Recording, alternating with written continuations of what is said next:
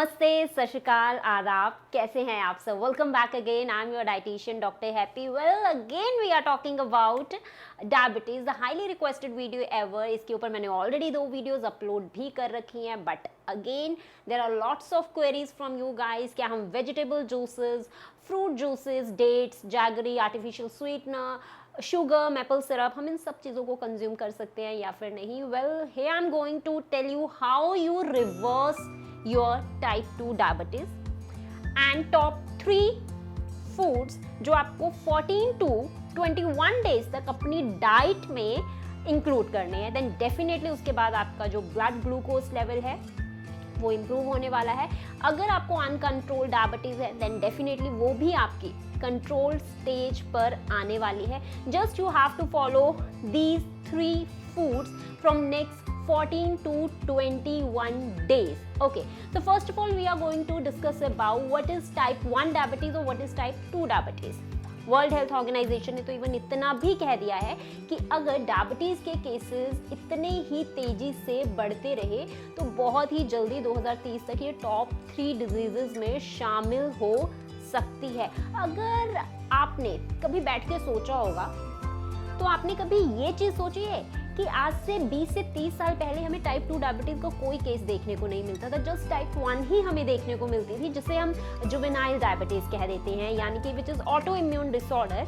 आपकी बॉडी की इम्यूनिटी खुद ही पैंक्रियास को अटैक करती है, जिसकी वजह से उसके जो सेल्स हैं वो डिस्ट्रॉय हो जाते हैं और इंसुलिन आपकी बॉडी में रिलीज ही नहीं हो पाता, और वो भी 100 में से सिर्फ 5% पॉपुलेशन को ही हमें देखने को मिलती थी। लेकिन आजकल टाइप 2 डायबिटीज हर दूसरे तीसरे बंदे को देखने को मिल रही है। एडल्ट्स को तो छोड़ो, बच्चों में भी इतने केसेस इसके इंक्रीज हो रहे हैं कि हम लोग सोच ही नहीं सकते हैं।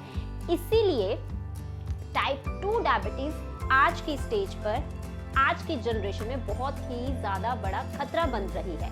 और अगर आपको इसका रीज़न मालूम है कि आजकल टाइप 2 डायबिटीज़ के केसेस इतनी तेज़ी से क्यों बढ़ रहे हैं, तो just let me know in the comment section, I will definitely give you a reply. Okay, तो सबसे पहले हम बात करते हैं type 1 diabetes.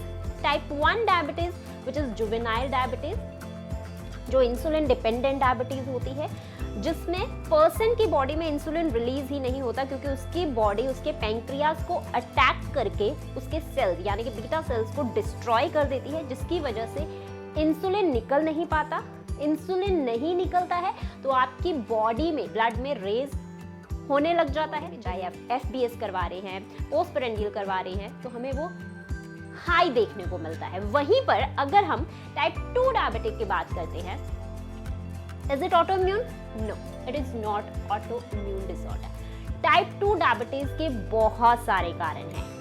Type 2 diabetes depend करती है, उसका जो मोस्ट इम्पॉर्टेंट कारण है वो ये है, आपका लाइफस्टाइल कैसा रहा है। आप जब से बॉर्न हुए हैं तब से 20 साल तक आपने अपनी ज़िंदगी कैसे व्यतीत की है, वही 20 साल आपको आने वाले अगले 10 सालों में देखने को मिलेगा। Type 2 diabetes is totally depend upon you कि आपने पास्ट में अपना लाइफस्टाइल, अपना डाइट पैटर्न, अपनी एक्टिविटी को किस तरीके से रखा है। और सबसे जो ऊपर इसका कारण आता है वो जो आजकल इंडिया में एपिडेमिक बनता जा रहा है, that is obesity, children obesity. Obesity के कारण टाइप 2 डायबिटीज इतनी तेजी से बढ़ रही है, आप सोच भी नहीं सकते।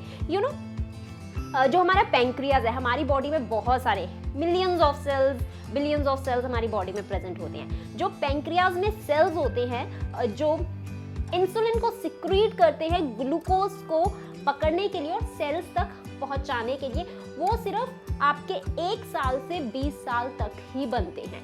20 साल के बाद वो डिस्ट्रॉय होने शुरू हो जाते हैं। और अगर आपने पैंक्रियाज के अपने बीटा सेल्स को 1 से 20 साल की उम्र में ही अगर आपने बहुत ही ज़्यादा processed junk, soda drinks, sweet beverages, highly sugar, highly salty drinks को कंज्यूम किया है, तो आप उन सेल्स को डिस्ट्रॉय कर देते हो। और जब आप खुद ही उन सेल्स को डिस्ट्रॉय करते हो तो वो दोबारा से नहीं जनरेट होते, वो सिर्फ 1 से 20 साल तक ही नए बनते हैं।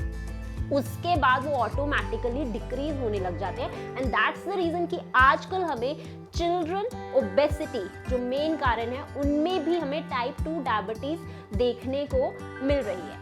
Okay, so again the question is कि अब हम इस डायबिटीज को रिवर्स कैसे करें। सो नंबर 1 फूड जो आपको अपनी डाइट में इंक्लूड करना है उसे आप सभी जानते हैं और आज के टाइम में हमें से बहुत कम लोग इसे कंज्यूम करते हैं, बिटर गॉड, बिटर मेलन, करेला। जी हाँ, करेला हाईली एंटी डायबिटिक फूड होता है। आप में से बहुत सारे लोग इसके बारे में जानते भी हैं, लेकिन इसे एक मेडिसिन के तौर पर अगर आप डायबिटीज है कंज्यूम करना है वो आप में से बहुत सारे लोग नहीं करते हैं। हम आपको करेले को अपनी डाइट में 14 to 21 डेज तक इंक्लूड कैसे करना है। इसके 2 तरीके हैं इंक्लूड करने के।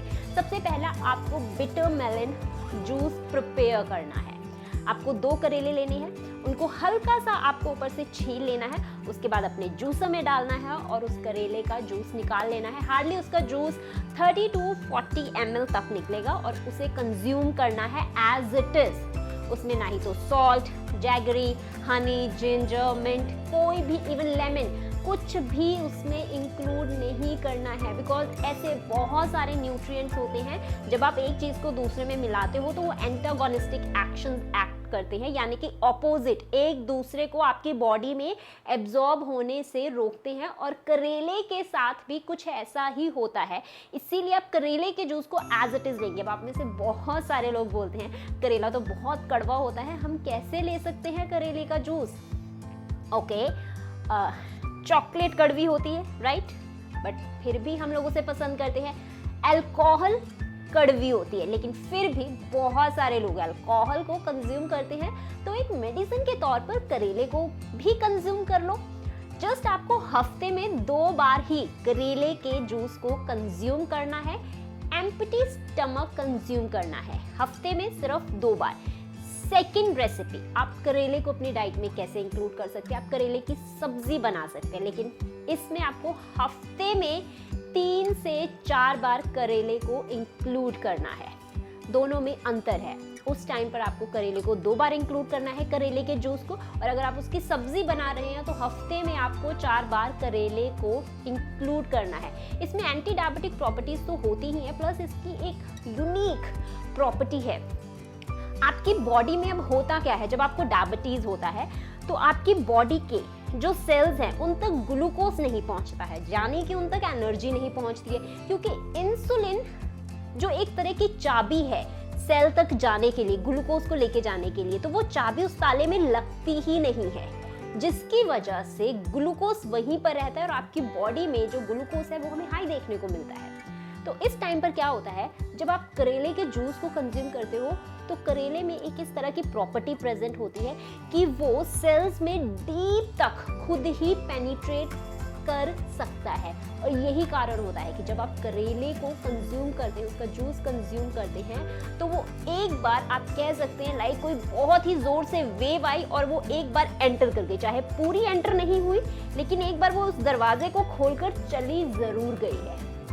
इसीलिए आपको करेले को जरूर इंक्लूड करना है। प्लस इसमें आयरन, कैल्शियम, मैग्नीशियम, पोटेशियम और इसके साथ ही vitamin A, D, E, vitamin B complex, बहुत सारे कंपाउंड इसमें अच्छे अमाउंट में प्रेजेंट होते हैं। So definitely you have to go for karela juice, right.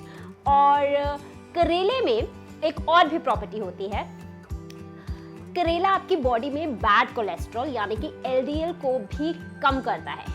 सो आपको करेले के जूस को डेफिनेटली इंक्लूड करना है। नंबर 2 इज आपको घिया जूस कंज्यूम करना है। घिया फैमिली यानी कि जो गॉड फैमिली, उसमें से आपको घिया जूस ही कंज्यूम करना है। बहुत सारे लोग बोलते हैं हम लौकी का जूस कंज्यूम कर लेंगे, हम सफ़ेद पेठे या फिर पेठे जो गॉड फैमिली में से ही आते हैं हम उनका जूस कंज्यूम कर लेंगे। नहीं, सिर्फ घिया जूस ही आपको कंज्यूम करना है।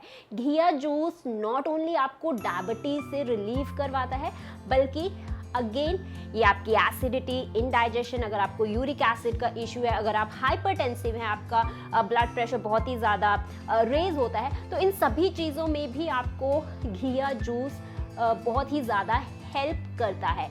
अगेन घी जूस में भी आपको कुछ ऐड नहीं करना है, इसमें आप little bit black pepper powder just include कर सकते हैं। लेकिन घिया जूस लेते टाइम आपको एक चीज़ का बहुत खास ध्यान रखना है, अगर घिया जूस बिटर है तो आपको उसे बिल्कुल भी कंज्यूम नहीं करना है, then it is highly toxic for you. Only जो लिटिल बिट एक पानी की तरह टेस्ट होता है, उसे हम स्वीट भी नहीं कहेंगे, जस्ट पानी की तरह एक टेस्टलेस सा फ्लेवर होता है, उस घिया जूस को ही आपको कंज्यूम करना है। Both juices are very beneficial for you if you are having diabetes. और घिया जूस को आप रोज़ कंज्यूम कर सकते हैं डेली तौर पर, 7 डेज, 14 डेज, 21 डेज आप इसे कॉन्टिन्यूसली कंज्यूम कर सकते हैं। अगेन इसे भी आपको एम्प्टी स्टमक ही लेना है। नाउ द थर्ड फूड जो आपको डेफिनेटली इस समर में अपने डाइटरी मैनेजमेंट में इंक्लूड करना है, that is your legumes, lentils, जो आपकी बीन्स हैं, आपका सफ़ेद चना, काला चना, राजमा, आपको इन सभी चीज़ों को इंक्लूड करना है। चना दाल हो गई, आप जितने ज़्यादा पल्सेस, लेग्यूम्स कंज्यूम करेंगे उतनी धीरे आपकी बॉडी में ग्लूकोज लेवल राइज होगा।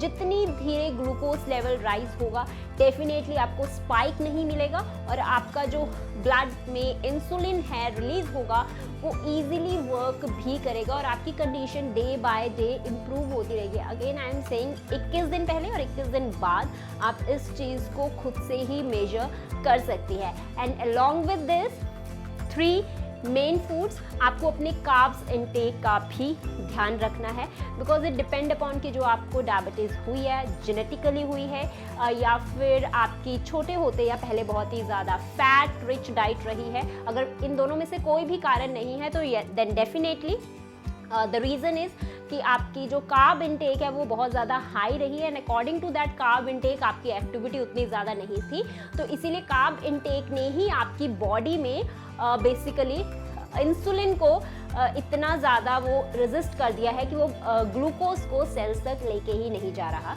एंड अलॉन्ग विद दिस आपको अपना एक फिक्स डाइट मेन्यू डेफिनेटली रखना है। आपको लो जीआई फूड्स यानी कि लो ग्लाइसेमिक इंडेक्स फूड्स को ही कंज्यूम करना है। लो जीआई फूड्स में आपका एप्पल, पियर, बेरीज, ऑरेंजेस, आप इन सभी को कंज्यूम कर सकते हैं। अगेन आपको होलसम फ्रूट को अगर आप कंज्यूम करते हैं वो ज़्यादा बेटर है। फ्रूट जूसेस आप इतने मत कंज्यूम कीजिए। फॉर एग्जांपल अगर आप एक कीनू ले रहे हैं या ऑरेंज ले रहे हैं तो उसमें 60 कैलोरीज है और अगर आपने उसका जूस बनाया तो उसमें 100 कैलोरीज बन जाती हैं। सो डेफिनेटली अगर आप अनकंट्रोलेबल शुगर पर नहीं है, अगर आपका शुगर 175 से ऊपर नहीं है तो आप ले सकते हैं 2 दिन में एक आधी बार, लेकिन अगर वो हाई है तो आप डेफिनेटली इसे कंज्यूम नहीं कर सकते हैं।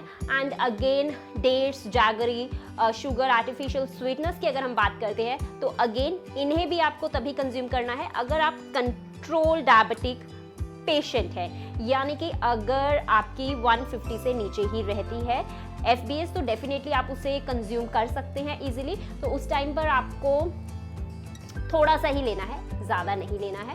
बट अगर वो अनकंट्रोल्ड है देन डेफिनेटली आपको इन चीज़ों को बिल्कुल भी कंज्यूम नहीं करना है। और इसके साथ आपको अपने डाइट में सॉल्ट इनटेक भी बहुत ही ज़्यादा कम करना है, बिकॉज शुगर और जो सॉल्ट होते हैं वो सबसे बड़े कल्प्रिट हो जाते हैं जो ग्लूकोज को आपके सेल्स तक नहीं पहुंचने देते। अगेन आपकी बॉडी जो है इंसुलिन रेजिस्टेंस हो जाती है। सो इसीलिए इन दोनों चीज़ों को अगर आप अपनी डाइट से कम करते हैं, इन तीनों फूड आइटम्स करेला जूस, घिया juice along with legumes, lentils और इन्हें इंक्लूड करते हैं, you will definitely 101% reverse your diabetes. Thanks for watching the video. If you like the video hit the like button और इस चैनल को ज़रूर सब्सक्राइब कर देना। ये वीडियो कैसी लगी मुझे कमेंट सेक्शन पर लिखकर भी बताना। I will meet you in the next video. Till then take care, bye bye, be safe, be healthy and be happy.